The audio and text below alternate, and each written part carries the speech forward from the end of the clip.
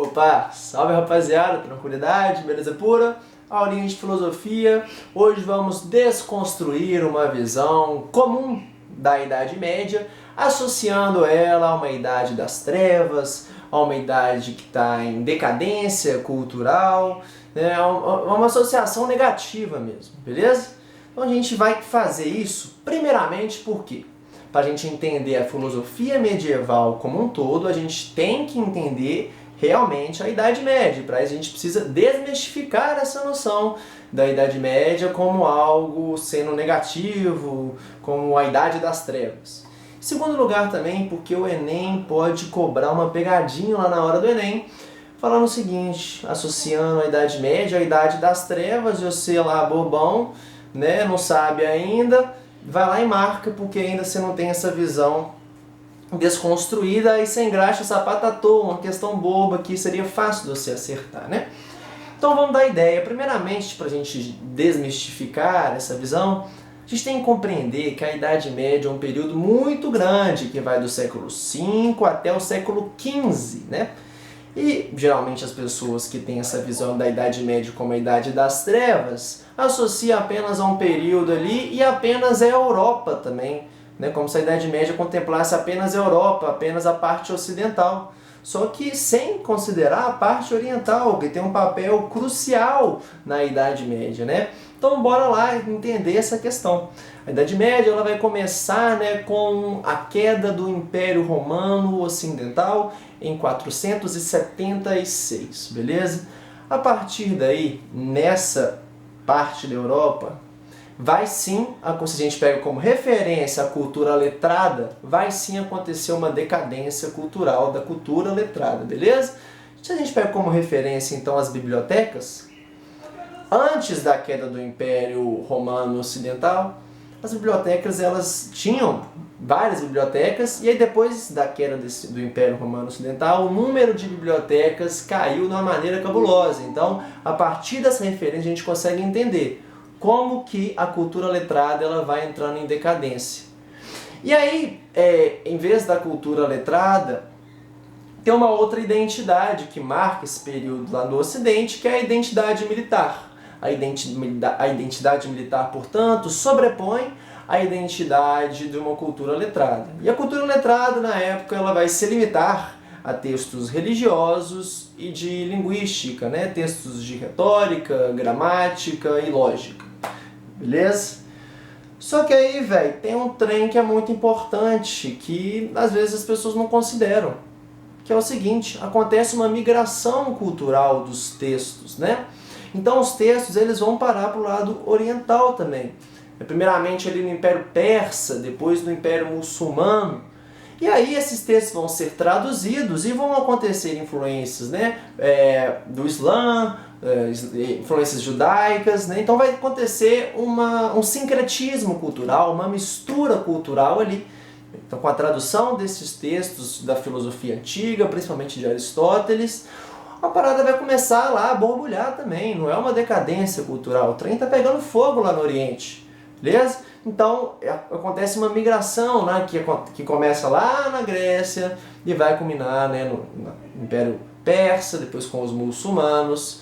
E aí com os muçulmanos, né, que a partir dos muçulmanos que a parte ocidental volta a ter a cultura letrada, volta a entrar em ascensão a cultura letrada. Por quê? A Península Ibérica, né, ela era posse dos muçulmanos. E a Península Ibérica, né, tá lá na Europa. Então esses textos, lá, e isso vai ser no século, né, bem mais para frente, no século X, no século XI, esses textos vão começar a ser traduzidos pela parte ocidental. E aí sim vai voltar a uma retomada mais acentuada dos estudos de uma cultura intelectual lá no Ocidente, beleza? A partir dessas traduções. Então, vamos voltar, vai acontecer uma migração cultural para o Oriente, filósofos muito importantes, como por exemplo o Avicena, vão traduzir, né, para o filósofo o Avicena, que era persa, beleza?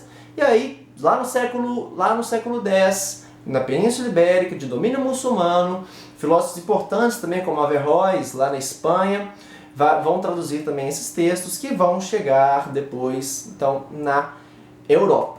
Beleza? Vão chegar lá na Europa e aí vai ter essa retomada, vai acontecer o surgimento das universidades entre o século XI, do século XIII e tal, as universidades elas vão então surgir, os estudos vão crescer, só que os estudos também vão ser limitados. A universidade ela estava sob o controle da igreja, então estudava o que a igreja deixava, né? O que não era de interesse da igreja, a igreja rejeitava esse tipo de estudo. Beleza? E vai ser nesse período, então, que um dos filósofos nós vamos estudar, que é recorrente no Enem, que é o São Tomás de Aquino. São Tomás de Aquino, que é um membro da escolástica, nós vamos entender na próxima aula também o que é a escolástica. São Tomás de Aquino que escreveu sobre muita coisa, mas nós vamos nos concentrar, que também é foco no Enem, na sua filosofia cristã. Filosofia cristã que parte de um pressuposto. Esse pressuposto é a Bíblia como a fonte da verdade. Então, isso não é só característica da filosofia medieval. Todas as filosofias partem de um pressuposto e a partir desse pressuposto utilizam de argumentos para concretizar esse pressuposto, né, para dar sustentação a esse pressuposto. E o pressuposto da filosofia medieval é o seguinte: a Bíblia é a fonte de verdade, então tem que ter essa crença na Bíblia como fonte de verdade. A filosofia vai servir então como instrumento de investigação, instrumento de compreensão, de análise, de interpretação da Bíblia. Né? Então a gente parte do pressuposto da Bíblia como sendo a verdade. E aí para a gente entender essa Bíblia, a gente usa a filosofia, né, de maneira instrumental. Isso vai acontecer com a filosofia cristã, que uma das figuras centrais é São Tomás de Aquino, que nós vamos estudar na aula que vem. Um outro cara também, né, que vocês devem estar sentindo falta aí, é o Santo Agostinho. O Santo Agostinho é uma figura peculiar no sentido de onde ele se enquadra, em qual período ele se enquadra. Porque o Santo Agostinho, ele nasceu e morreu antes da queda do Império Romano Ocidental. Então, tem essa questão, né? Ele é um filósofo antigo ou ele é um filósofo medieval? As pessoas, né, têm esse debate. Nós vamos considerar ele como um filósofo medieval porque ele também ele vai se basear nessa filosofia cristã. Né? A gente vai ver que Santo Agostinho também ele passa por muitas crenças e vai chegar, né, culminar na filosofia cristã e como a Bíblia, né, como a verdade, como sendo a verdade, como um pressuposto, e a filosofia então como investigação, como instrumento de investigação, de compreensão da Bíblia, desse texto. Demorou?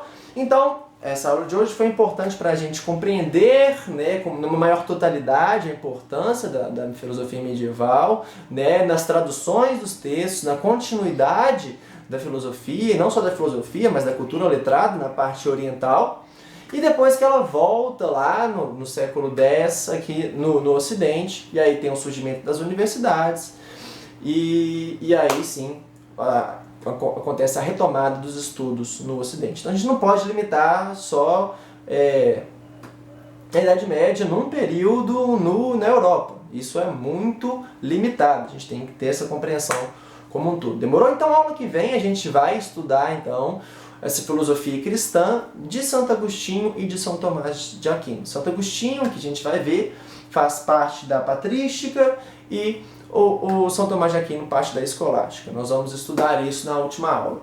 O que eu tenho para dizer na aula de hoje é isso, rapaziada. Vá pro fechamo. Até semana que vem. Um beijo no coração e é nóis.